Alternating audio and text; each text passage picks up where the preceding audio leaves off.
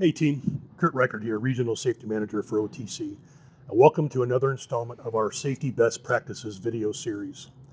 Today we will discuss the importance of incident reporting, particularly injuries. Historically, there are a number of reasons why some might fail to report an on-job injury or incident. It could be personal pride over having been involved in an incident, concerns over negative repercussions, or even concerns over customer relations. These concerns should never supersede our responsibility to report all incidences and injuries promptly to one's supervisor and to safety. Another important reason that some incidences or injuries don't get reported is failing to recognize something that happens as an actual incident. Let's discuss a few examples of incidences and why it's important to get them reported in a timely manner. First, the near miss. Generally, a near miss is any unplanned occurrence that happens that causes disruption to our workflow, but causes no damage and causes no injuries.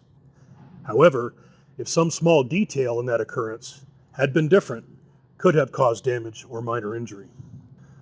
Things like a cord or a tool left in a walkway and someone stumbles over it, or a forklift operator backs up in a tight space and nearly collides with a parked vehicle.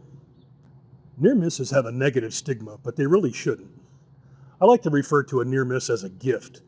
It's a gift because this time you get the benefit of a do-over. You get to learn from it without having to fix something or fix someone. So reporting a near miss may seem trivial, but it's critically important because now we have an opportunity to fix the small issue before it becomes a big issue. Now, sometimes real incidences can get confused with a near miss. What separates a near miss from an actual incident is the potential severity of the outcome.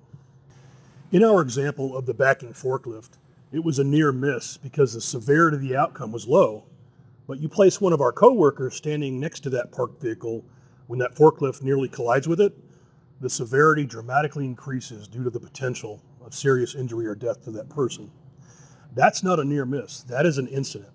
And it must be investigated and corrected to prevent that from actually occurring.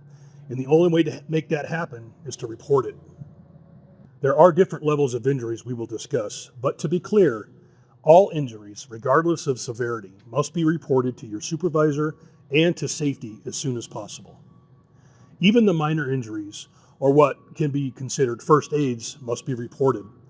Some examples are small, shallow cuts on a finger, a scraped knee, minor heat stress, or the twinge in the shoulder or the lower back are considered injuries worthy of reporting.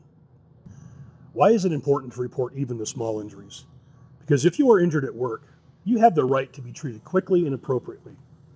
Furthermore, we want to ensure your injury is cared for correctly so that what may seem small now doesn't turn into something big later. We will discuss the entire injury reporting process in a future video segment. Let's sum up our reporting discussion with these thoughts. First, the clear expectation of OTC West Region is to report all near misses, incidences, and injuries as soon as possible to your supervisor and to safety. If you aren't sure if something is worthy of reporting, make the notification anyway. We can discuss and come up with the right solution. Notifications can be done in a variety of ways: phone calls, text messages, emails, etc. Even if it's a minor incident that happens after hours, a text message or an email will do. When in doubt, make the notification.